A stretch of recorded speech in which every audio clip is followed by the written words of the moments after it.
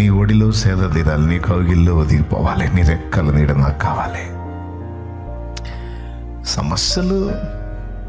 సమస్యలు నీకు తెలియకుండా వచ్చినాయా?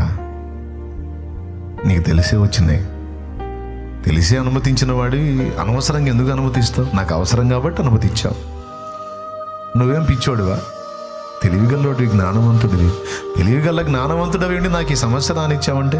పిచ్చితనంగా అయితే రానియవుగా, నాకు అవసరం కాబట్టి రానిచ్చావు. ఈ రోగం రానిచ్చావంటే పిచ్చితనంగా రానియవుగా, నాకు అవసరం కాబట్టి రానిచ్చావు. ఈ అప్పుల పాలు నేను కానీ కాబడ్డాను అంటే అనవసరంగా కాలేదుగా, అవసరం కాబట్టి రానిచ్చావు. నా మంచిని కోరే నువ్వు అవసరమని అనుమతించినవి అనవసరం అనుకుంటే నువ్వే తీసేస్తావు గయ్యా.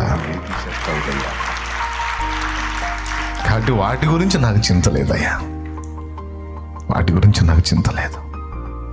నాకు నువ్వు కావాలి, నీ సన్నిధి కావాలి, నీ బలం కావాలి.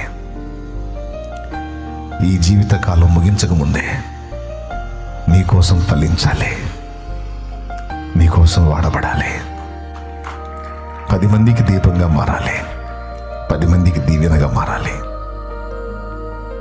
నాకు నువ్వు కావాలి. నువ్వు ఉంటే నా బ్రతుకు వెలుగుతుంది. నా బ్రతుకు వెలిగితే అది 10 మందికి ఆదర్శం అవుతుంది.